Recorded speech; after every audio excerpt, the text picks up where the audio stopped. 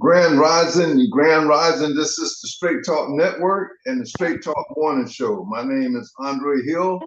I'm your host. And how are you doing today? We also have our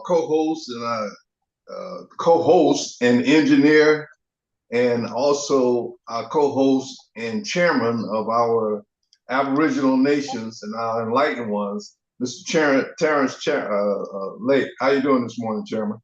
Well, Grand Rising, everyone. I'm doing great. Great day here in Detroit. We got this is the best time of the year in September, not too hot, not too cold, tropical. But I'm looking forward to a great show today. Very informative. Thank you. Absolutely. I was thinking that was the case going to happen here, but it's still hot and we still got gnats invading our house. And so I was hoping that, September is my birthday month, so it usually cools down, the weather turns into invading our house. So we're a heavenly atmosphere, but we got issues. we still have heat. So, Chairman, the Tampa Bay Bucks will be coming to Detroit this weekend. Yes, they will. So it'll be the chairman represents the Detroit Lions, and of course we here with the Tampa Bay Buccaneers. So we ain't making a dime out of the whether who wins or not. It's just bragging rights. So may the best team win, Chairman. Absolutely, and we know who that's going to be. All right. So we have Andre Hill Jr., our co-host and engineer. How you doing this morning, man? I'm all right. Peace and love.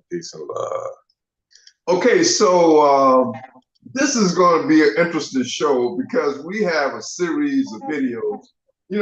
Once again, my son and I was having this discussion, and we determined that our true purpose is, as we said before, is to raise the frequency on the planet.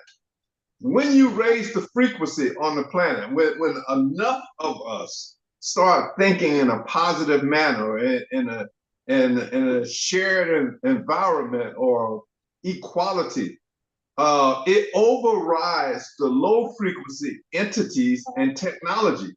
It overrides them and gives us the opportunity to write the narrative as to how we're going to continue to evolve.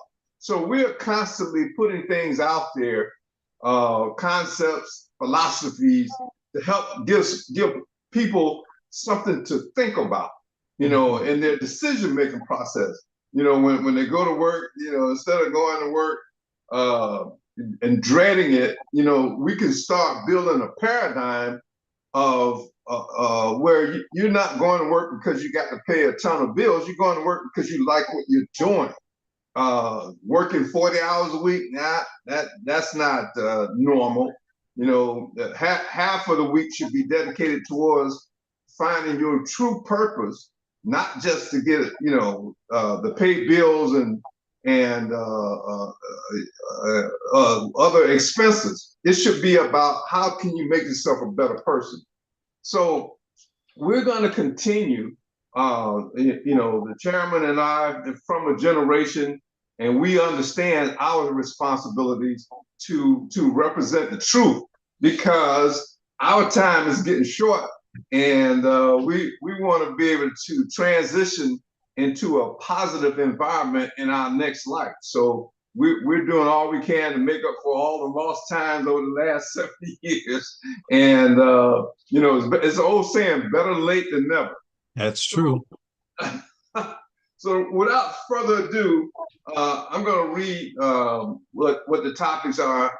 So again, on Facebook, I posted good afternoon, family, tomorrow morning at 11 a.m. Eastern Standard Time on the Straight Talk Network. Lucifer, also known as the fallen angel, is really a low frequency entity that has been exiled to Earth. His agenda is to corrupt humanity. So his primary target is the Black woman in order to destroy the Black in parentheses, original human man. He can't afford to lose the Black woman. We will discuss the past and current tactics to keep her under control.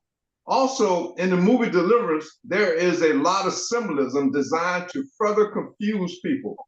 We will guide you with the required therapy. Tune in on Facebook or YouTube and be enlightened.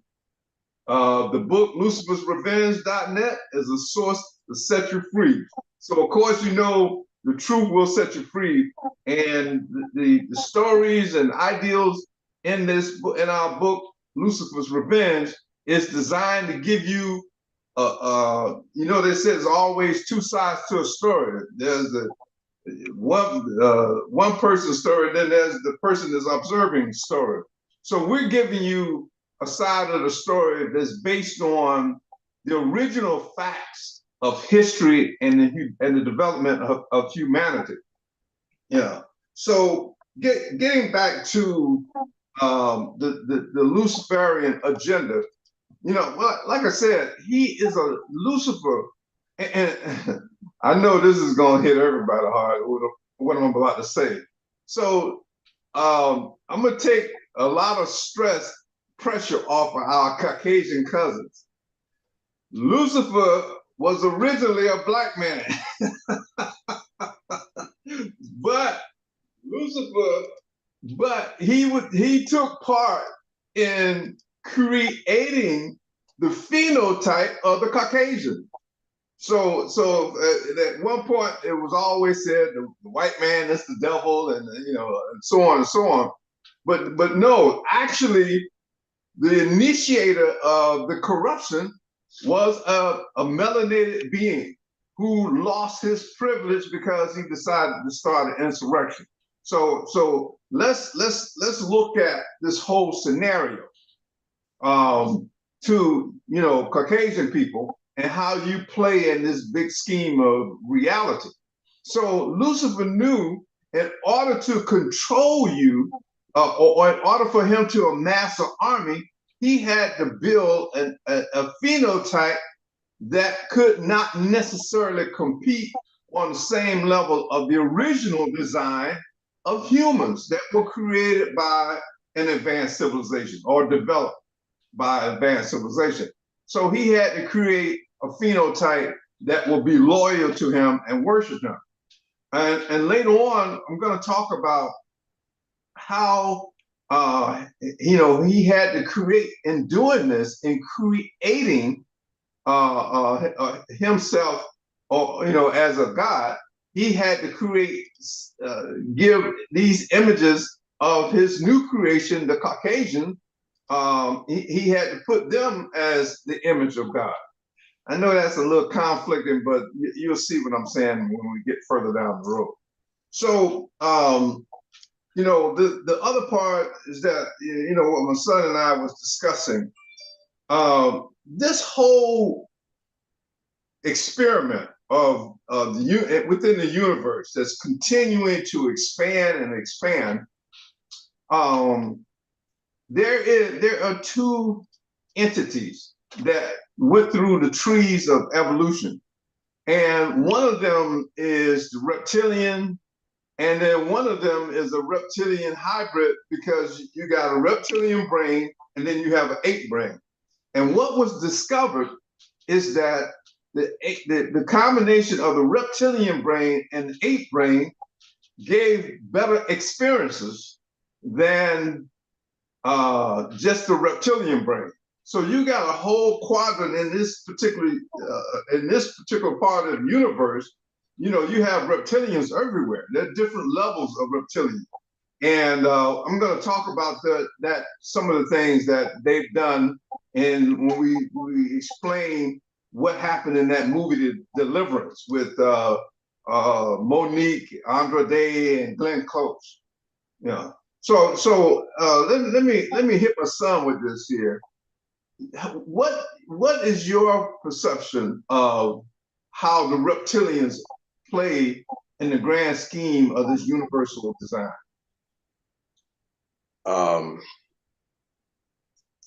In any initiation of a physical 3D universe, you're going to have some, let's refer to them like as some foundational organisms that are very adaptable and what's the word? Mutable, if you will. Mutable meaning changeable. And just like we see on our planet here, when we look at reptiles on this planet, we see them in every medium. We see them on the land. We see them in the water. We also see them in the air. We see them in the air in the form of birds now, right? And they're an organism that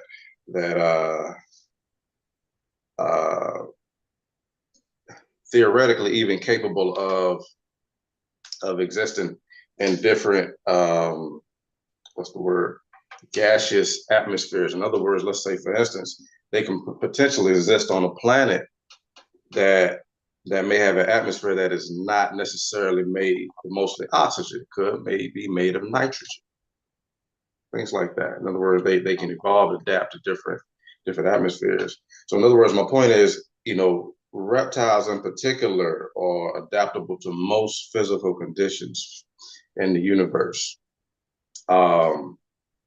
So again, they a foundational organism that the universe, a 3D universe, chooses to create or curate in its initiation stages and use as one of its vessels or instruments to start populating life in abundance. That's another thing you notice that reptiles do as well.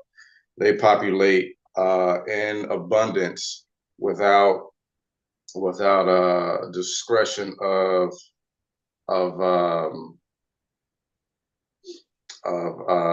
in other words, they don't get caught up on whether or not I love you or not.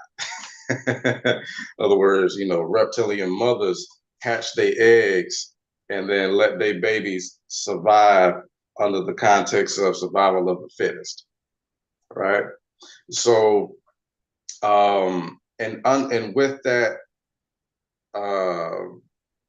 evolutionary concept, it takes them a long time to evolve, seeing as they are, for the most part, void of emotional experience, since they don't have that mother-to-child connection. They don't have that heavy love frequency. Takes them a while to evolve. So this is why the concept of dinosaurs and or reptilians being around is always in the intervals of millions of years. All right, so either way, them having an opportunity to exist for millions of years, they have evolved fairly well, and done, they've been through their trial and errors, evolved physically, mentally, and in some cases, possibly spiritually, but also technologically. And now they're at a point to where, they're one of the prime species in the entire universe. And based on the narratives, the stories, the mythologies, all of that, their usual role in this universe is typically very warlike and conquesting, and their interactions with other organisms, with other beings in this universe. And now, mind you, that I'm trying to condense this answer. I was saying on this channel, I'm gonna land this plane in just a second. So, now going back to what I said at the beginning, in the initiation of a universe. Now, what modern scientists are starting to discover, what they're starting to catch up with actually, is what they're calling multiverse theory and quantum physics. And what that is them catching up to Aboriginal and indigenous philosophy of the existence of many worlds, many dimensions, many realms, and understanding that we've always been here since the beginning. In fact, existence as itself is a projection of the Most High mind, which we are all a part of. The Most High heart and mind, with which we are all a part of. We have had a lot of different metaphysical scholars who done broke this down back in the 90s. We've already been through this as far as the philosophy on it. But to give it some kind of context, the original black gods, so to say, or the original black beings, the original melanated beings of existence, create, you know, all of these 3D dimensions, and then reptilians are a part of that. So in this particular universe that we have here, which also includes Earth and all of the other billions and trillions of celestial bodies out there, solar systems and galaxies or whatever have you, reptilians fit inside this realm, inside this universe, and they and based on the narratives, they like to try to go out and conquer most of as much real estate as they possibly can. Why? Is because they want to continue to populate. Why? So they can continue to evolve and gain as many experiences as they possibly can, because all life wants to keep moving forward and keep renewing in cycles and keep evolving. And they're gonna do it however they're designed to do it. Now, moving forward with this, at some point, the reptilians figured out, okay, oh, so these melanated beings are responsible for curating all of this stuff. Okay, well, let me stop trying to run up on them and conquer them and fight them. Now let's make a deal. Let's make a deal. How about can we make a hybrid treaty? In other words, let me say it the other way around. Can we make a treaty which will produce hybrids? Say it again. Can we make a treaty that would then produce hybrid humanoid bodies that we can tap into, that'll give us access to those emotional experiences, that love frequency, that joy frequency, that excitement frequency, that are equal and opposite to the fear frequency, the anxiety frequency, those extreme primal frequencies that give us an opportunity to experience greater forms of existing, which also give us the opportunity to evolve and give us opportunity to get on those next cycles of existence efficiently and faster. All right. So I know that's a lot in a nutshell, but to answer your question, that's what a lot of reptilians, that's their grand scheme right now in this universe. And we explain all of this in Lucifer's Revenge. So I agree with what you're saying. There was a treaty between reptilians and Anunnaki, the hybrids, or the Galactic Council, that they would have this human hybrid with a combination of a reptilian brain and an ape brain to exist on this planet because of the experiences or balance that they want to bring into the universe. And so that's why the humans on this planet, you know, are being protected and brought along, but they want you to learn from these experiences, you know, and learn to control your emotions, you know, to the point where you can acquire balance. Chairman, any of this you feeling yet? Andre Jr. said a lot. Yeah, and like you said earlier, you know, there are at least two sides to every story. And I say at least three, because it's your side, it's my side, and it's the truth, you know. And we're here to try to analyze what the truth is, you know. So we got opinions, of what it is, you know. And when we come here, we live this life.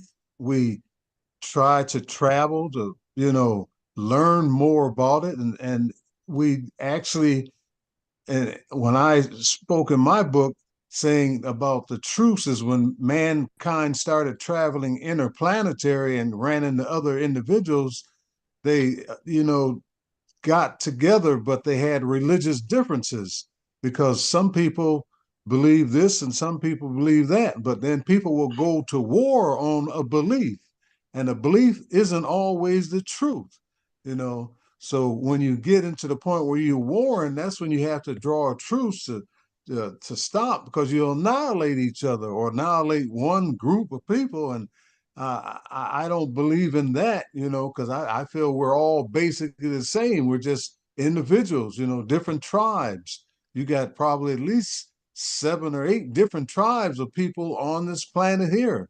And we had to have come from other planets, because why are we different in a sense and here on planet Earth? How did we get here?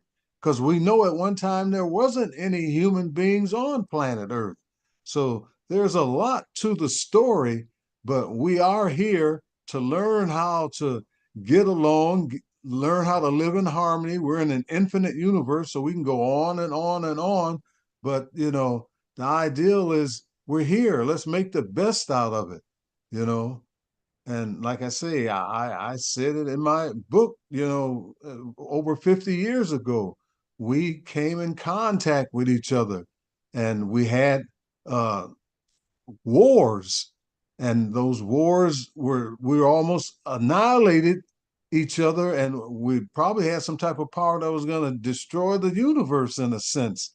That's why even today extraterrestrials try to interfere with us with our nuclear abilities, because we might do something that could annihilate this planet and interrupt the process of, you know, the galaxy and the universe. We don't know what we're dealing with, because we deal with infinity. But I think we're going to draw a conclusion to this mystery of life and come together and learn the truth and live in harmony. I believe that. I see it. I feel it. And I feel we're so close to it now. You know, we got our opinions, but the way I see it and the way I'm receiving this information on a universal level, that we're right at that door to just making it all come together in a heavenly way. You That's my landed? opinion. Okay, so bringing it all in perspective, what my son and I projected in the book Lucifer's Revenge is that Lucifer, or a melanated being who lost his privilege or his status with the high-ranking Anunnaki or a high-ranking civilization, he ended up being beaten down, and he was first exiled to another desolate planet. And then when he found out about Earth as a prize development of this advanced civilization, he decided, I'm going to access one of them train portals and come to Earth and get some payback. And that's what the book explains, you know, what, you know, his state of mind. And so when he came to Earth, he basically he couldn't operate on the surface, and according to John Milton's story, you know, he was always stealth or hiding himself. So I believe that he found out about the reptilians that agreed to allow these human hybrids to operate on the surface. So he had to go into the subterranean world, and this is how he tied into the reptilians that were relegated to the subterranean world. And at that particular point, those bipedal reptilians who were somewhat civilized or had technology, you know, understood that if they go to the surface, you know, their technology wasn't advanced as these melanated beings, so they kept a low key. But Lucifer did that, and he came to the surface. So one of his primary objectives was to get to a melanated woman, impregnate her, and that's when the Caucasian race, we believe, or I believe, that the Caucasian race was created and basically to serve Lucifer. So that's why I said earlier we're going to take the burden off the Caucasian culture as being the devil, but they were the seed of what Lucifer had created. So once Lucifer impregnated this woman, so he realized that in order for him to corrupt the whole planet, he had to come up with a strategic plan. And throughout history, we've seen these different tactics and of attacking that melanated woman because she had the mitochondrial DNA of all the humans on this planet. So, that kind of power, Lucifer said, I got to get this woman on my side. Can you play that video? This is one of the tactics that he employed. This is just one. I can go back to the Wilderness Letter, how they focus, but he back in the 40s, 50s, and 60s came up with a plan of divide and conquer the human species, and that's not the one. Is that the one? Yeah, no, you got it. Yeah, go ahead and play that one.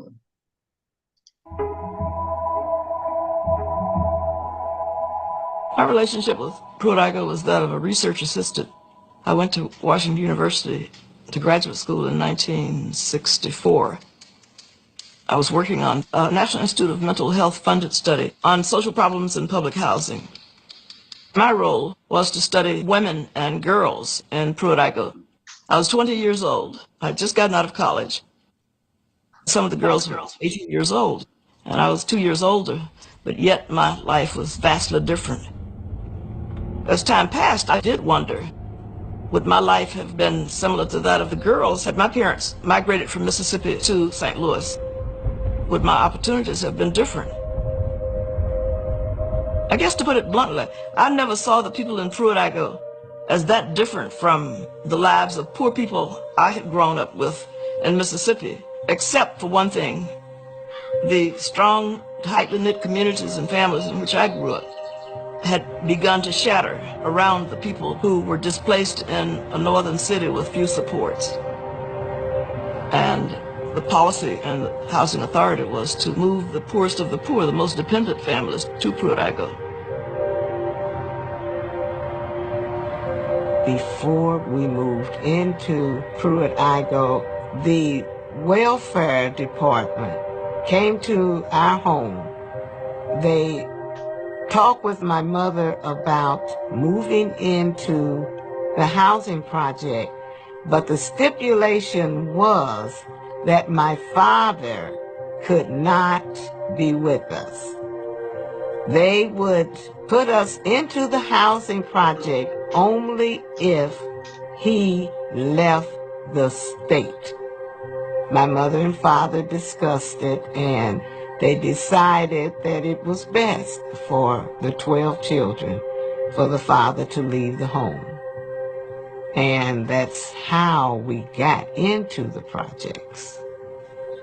The welfare department had a rule that no able-bodied man could be in the house if a woman received aid for dependent children. If a man lost his job, he's looking for work, he still had to leave the home. And there was even a night staff of men who worked for the welfare department whose job was to go to the homes of the welfare recipients, and they searched to find if there was a man in the home. Sometimes men came back at night to be with their families. Some were found in the closet hiding. I remember vividly my mother telling us, if white people come to the house and ask you guys questions, tell them that your father is not here. Tell them that your father has never been here. You have not seen your father. I trusted her. I knew that there was a reason that we had to do this charade, and I participated in the charade. I sat there and looked those people in the eye and told them with pure earnestness that no, I have not seen my father, and no, my daddy does not live here. And but I knew that I was lying, and that made me wonder, who are these people and how do they have the power to make my mother lie?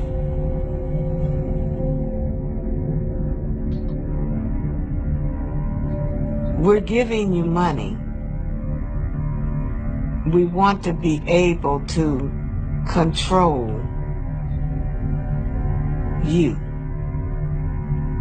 We're giving you money, so we have the right to make stipulations as to how you use it and what you use it for. There were so many restrictions. We couldn't have a telephone. We couldn't have a television. And we were really left at the mercy of the system. In the project, it seemed to be strategically planned to create an environment that people felt isolated, that people felt restricted, that people felt, you know, inhuman almost. You're bad. We have to restrain you. We have to curtail what you're doing. It was void of humanity. It was void of caring. It seemed more like a prison environment that you have to escape from. They were treated in some ways like they were prisoners. If we are going to support you and to give you a few measly dollars to live on, then we're going to extract blood from you. You're going to live according to the rules we set. And the rules just happen to be very punitive. There was this whole undertone of morality, that they had poor morality, that they were immoral by virtue of the lifestyles they led. Poverty never created immorality. Poverty created want.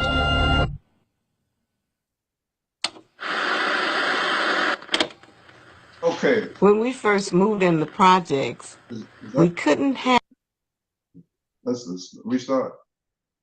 No, I think that's the rest of the video. Okay, go ahead. a television. Here it is. And then my mother got a letter that we could have TV. Barbie's dream house is a wish come true for both of you. And look. I was always interested in the family programs. Programs with fathers. My Little Margie, where the father was so involved with his daughter. Margie! Come on in, Dad. Margie, you know I've always tried to be both mother and father to you. You've been wonderful, Dad. Do you remember that little game we always play when you have a problem that you can't tell your father? But I haven't got any problems. Now come, tell me what's wrong. When I looked at those sitcoms, I just felt like this is the way white people lived. Because black people, from my experience, did not live that way. And I never questioned, I never wondered why. I just figured this is how it is.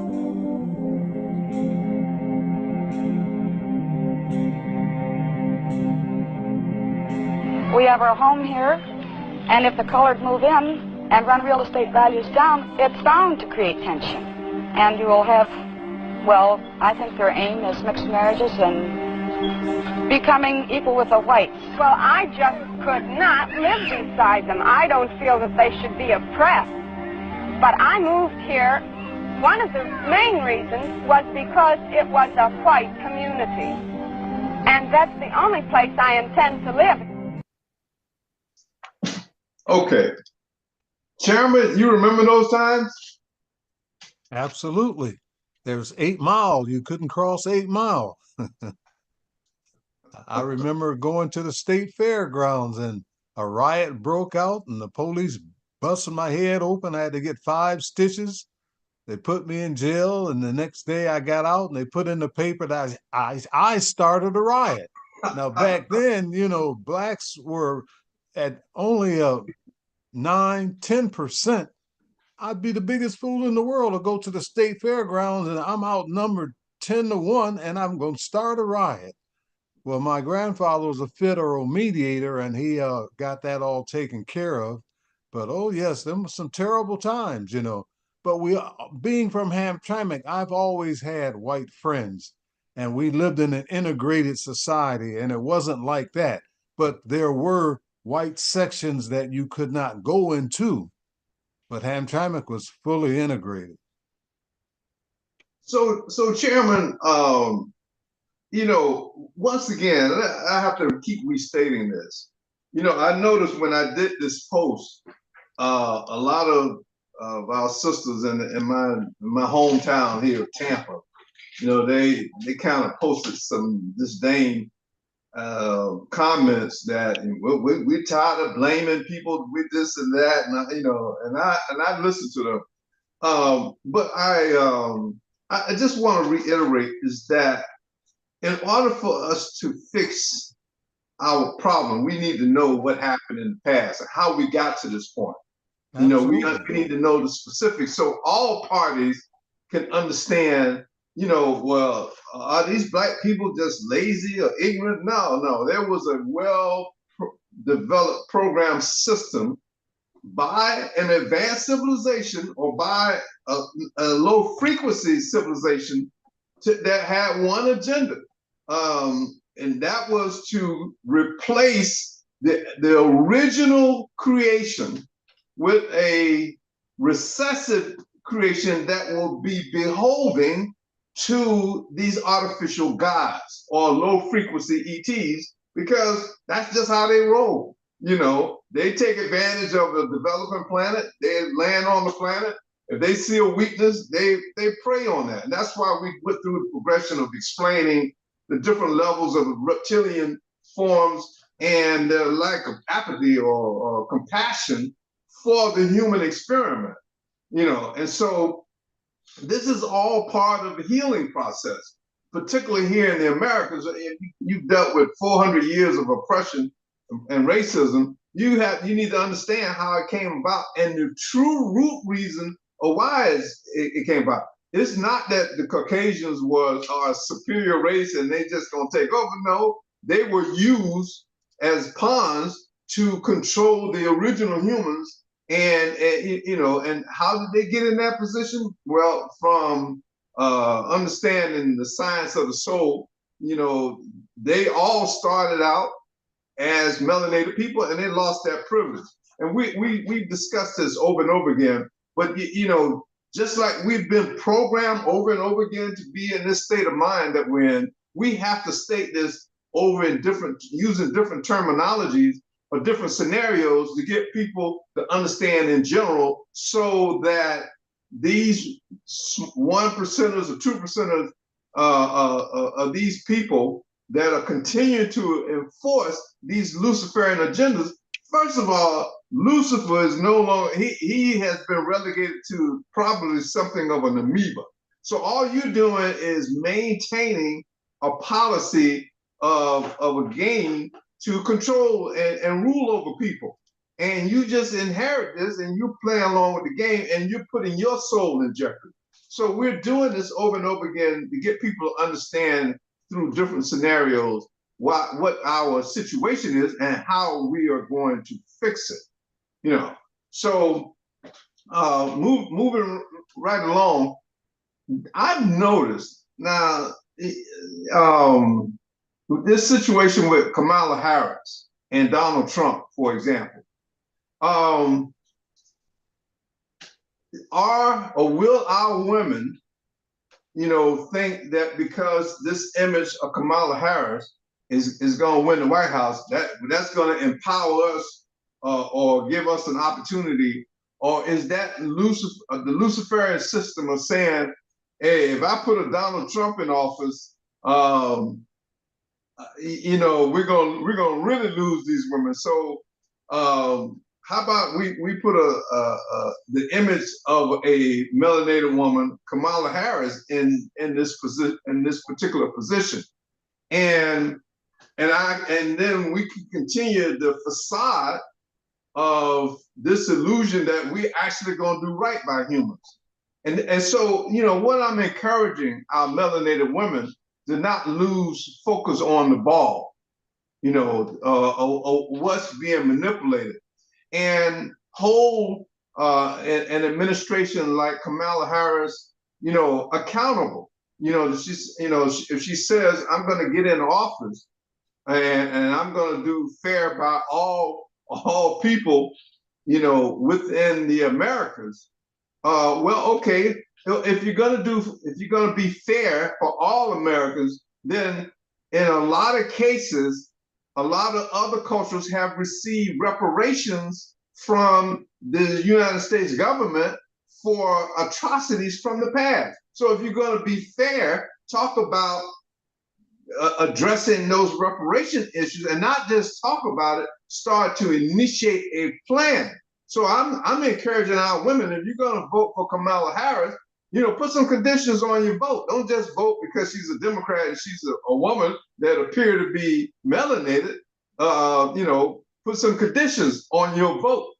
That's what And so once again, this is a chess game being played out by these low frequency reptilians who has advanced technology. How are they manipulating?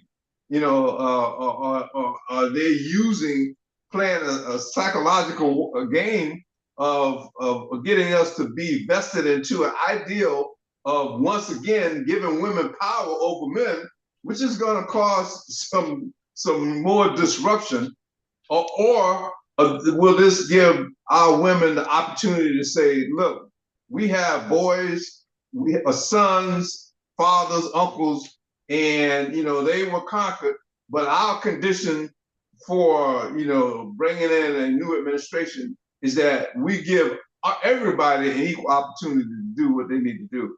I haven't heard from my son's generation. Do you see this? Have your generation discussed this psychology? Was interesting. I didn't know you were going to bring this topic up, but I actually had a real experience with it. And I was scrolling YouTube the other night and I ran across a video that was titled "Black Women Are Falling Out with Black Men About Us Not Voting for Kamala Harris." And I had to watch it because I actually had a friend of mine get upset with me about that.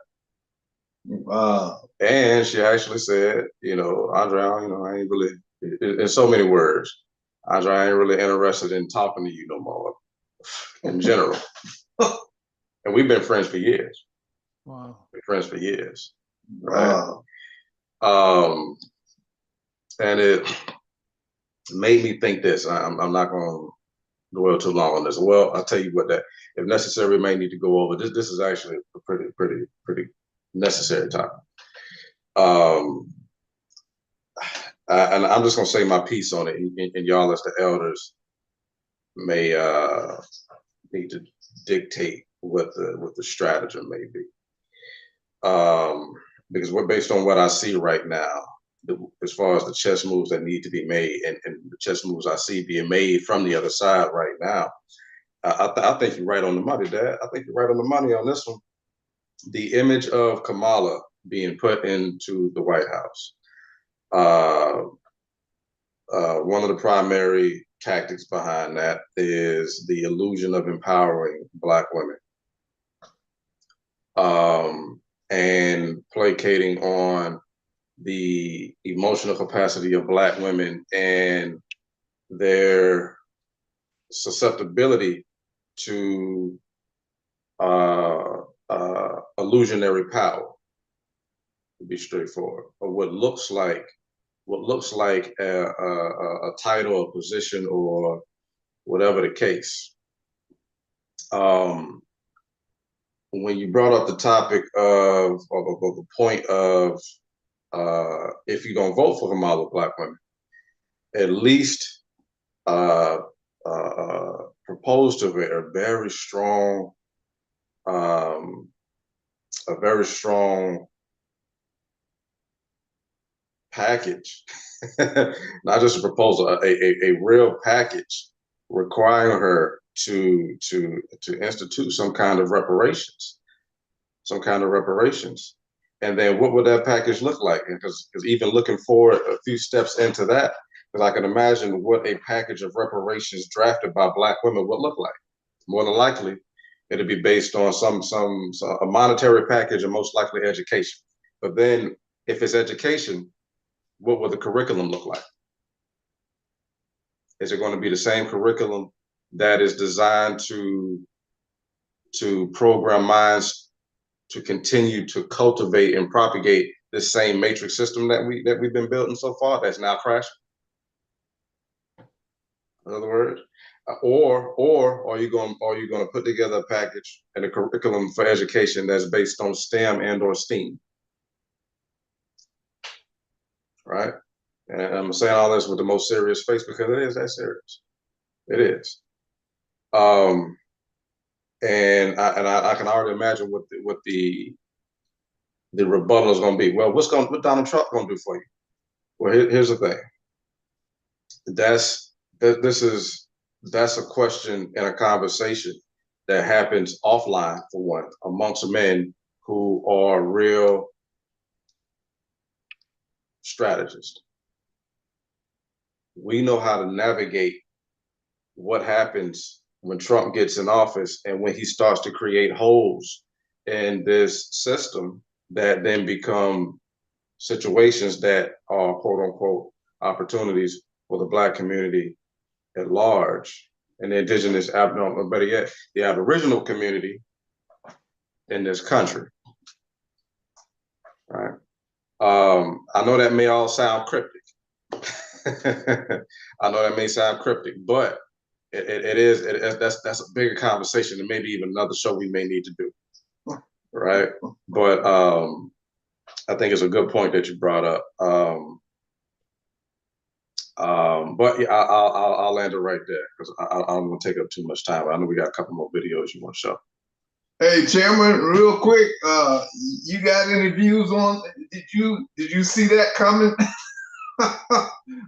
Is this another tactic by the Luciferian agenda to manipulate our women to continue to keep these low frequency extraterrestrials that are enslaving all the humans in power? Is this some kind of mind game going on? It's hard to say, you can look at it from so many different perspectives, because go back, 200 years ago, you had the whole Black society that were in prison in a sense, and then all of a sudden there were a small group of Blacks getting educated, for the benevolent whites that were allowing Blacks to get the education, but the overall white society didn't want them to get educated because they were fearing that one day we would get in control and take over and do to them what they've done to us. But they weren't all involved because that's why some of them were educating us, But it just so happened that they put their foot on the man, the Black man, more so than the woman. So the woman were getting the education a little bit more than the man, just like today. You got probably 60% of the women on the planet getting education and 40% of the men, and men are getting away from it. But at one time, it was a different balance. It was more men than women. So, like I say, women, they are smart. I've got 4 daughters and 1 son, and I see how women are so strategically, advanced in some ways than men. I hate to say it that way, but the truth is the truth. I got to call it the way I see it. But, we're all capable of getting it, but it seems like right now women are just more aggressive, so the opportunities are being presented to them. But I can also see Lucifer trying to put this division by making it look like, okay, women is going to surpass men, and using Kamala Harris as a stepping stone for that process to make that divide. But, we need just righteous minds to lead us and get us all to the point where there can be a guaranteed annual income for every living soul, that minimum to survive on, and then after that, opportunity to grow and advance and become like some of the societies from other solar systems, how they've got their shit together, like building a geodesic, domes and what do you call it? Building a system around a sun, to get the energy, like that's there for us. But we got to come together because it'll solve all our problems. Just giving equal opportunity and going into the future in a positive way. It's got to happen. Well, I agree. I maintain this. I love our women. I wouldn't want to be on the planet without. Absolutely. And I will agree that nothing gets done until we get them involved. We men, we mean well. We in most cases we're willing to die to protect our women and our children. And that's our purpose. I understand throughout the evolutionary process that position may change, but the reality of it is we're a heterosexual culture, and men have, we have a purpose and women have a purpose. So to be fair, I'm going to work on this week getting some women that's watching this show. If you're interested in joining in on this discussion, I think we need to hold, we should not be subjected to being outmaneuvered psychologically, because these beings, they sit up, they're thinking all night long. How do we continue to control this human? And so what, our option is to evolve and say, you don't need to control us, but we want to coexist and allow us to continue to evolve as an advanced civilization. So I'm going to move on. We're going to put a pin in that, and with the time that we have left, we've got 8 minutes. I want to demonstrate the movie Deliverance. I spoke on it on a show last week about what it meant, and basically what I was saying was there's a lot of symbolism designed to further confuse our people. So I'm going to play this video real quick about the influence of the Catholic Church with this, what is this process called, man? When you're possessed by a demon? Oh, exorcism. All right. This was based on the true story out of the movie Deliverance, a true story in Gary, Indiana, where a young woman, her Caucasian mother and her 3 children moved into this house, I believe, that was sitting on a portal. There are many portals on this planet. And a lot of these portals, they're like tears in the universal fabric. And certain individuals or group have learned how to travel through these particular portals. And not all of them lead to a euphoria or advanced civilization. Some of them lead to some primitive beings who have to do certain things to manipulate humans when they pass through these portals. But it was based on a situation where the woman was encouraged to bring in the church to help exorcise, to get these demons out. And ultimately, we got some issues with how is the church going to be able to perform an exorcist and when they are operating on a controlled doctrine. You have that video? I don't think you sent that video. Yeah, it was the last one I sent to you. Let me see. With the young guy's picture on it. And what this video does, it explains. This one? Yes. Okay. It makes you wonder about who's really controlling the religious doctrine. Go ahead and play that. I don't know if I ever told a story about the churches. I don't think so. Kid Atlanta. We wanted to buy a church out here, a building. Oh, wow. It cost $1 million. We said, we can't afford that because we grassroots. So the minister said, hey, no. We said, minister, how are you able to afford this $1 million building? He said, you go to the bank. I said, no. We went to the bank. All these bank, they say the churches have unreliable income because 1 week it may be good, next week it might be bad because it's based on donations. Right. He said, no.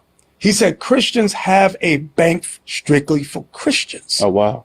So he gave us the address.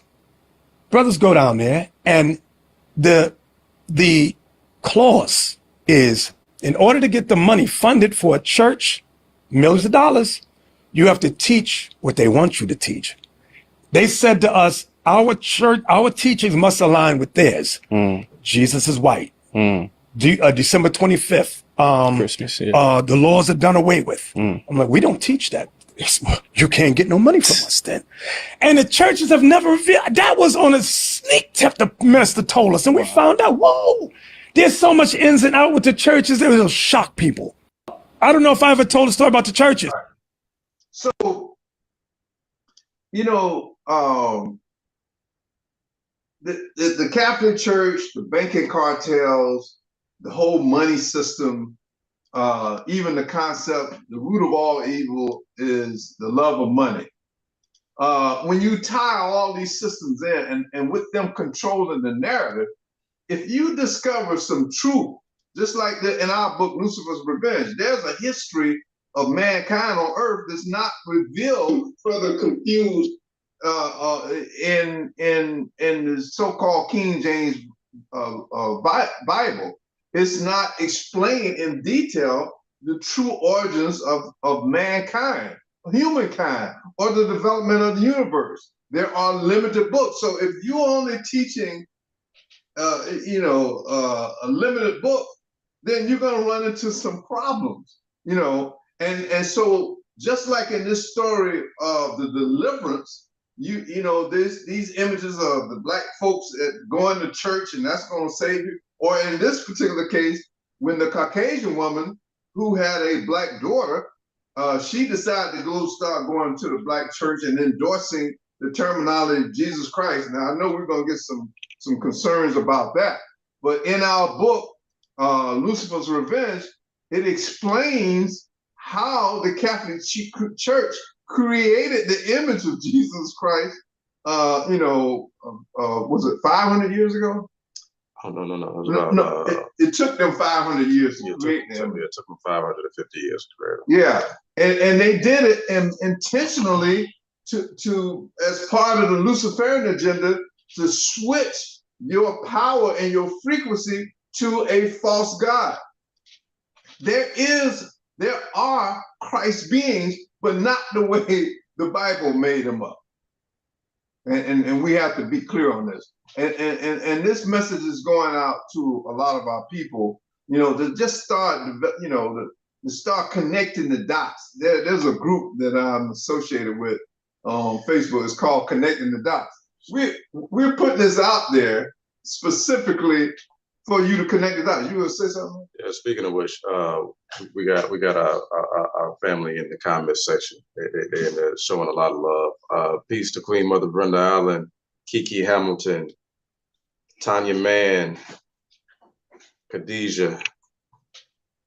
Yeah, just want to shout out to the fam. Hey, so so we're looking at how do we fix this problem? How do we evolve to the next level without being manipulated, hoodwinked, bamboozled, and led astray by these religious structures who are controlled by the Luciferian agenda? How much influence do they have over the banks?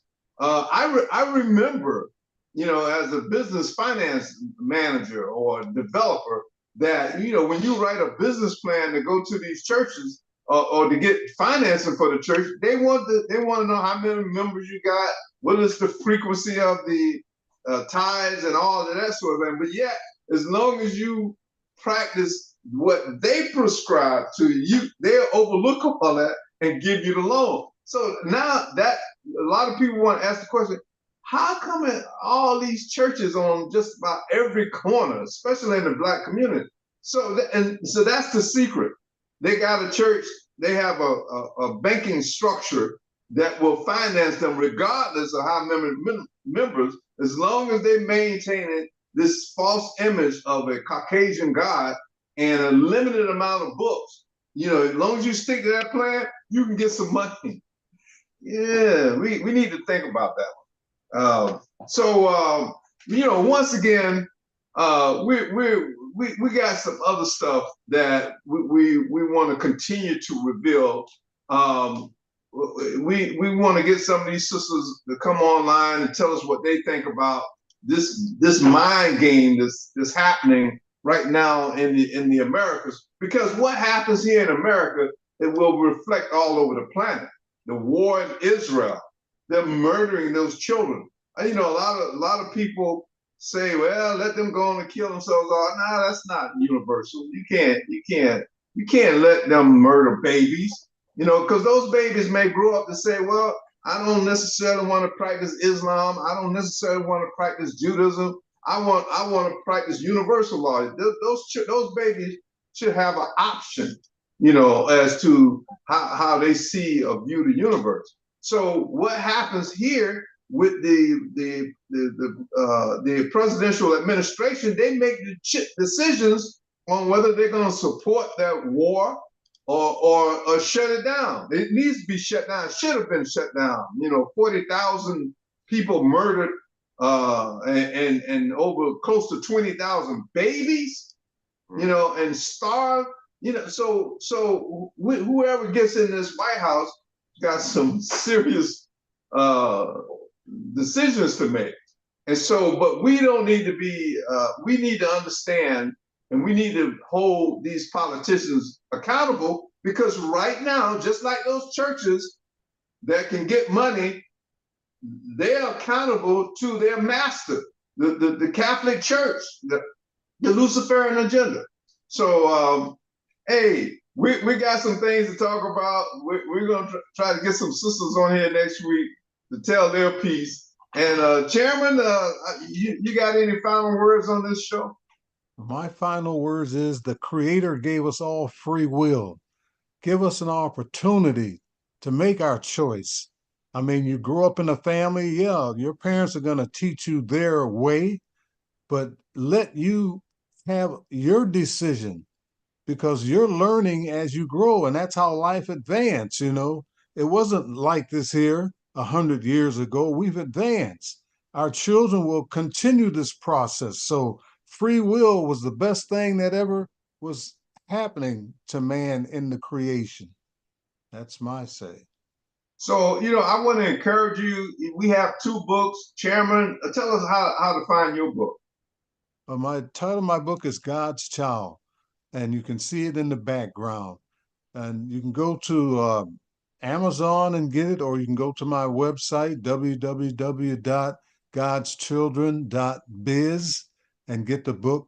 And my book is very powerful. I talk about things, going back, the creation up till now. When I talked about extraterrestrials 50 years ago, people said I was crazy. Now the government's backing me up, so when I turn my book into a motion picture, that's it.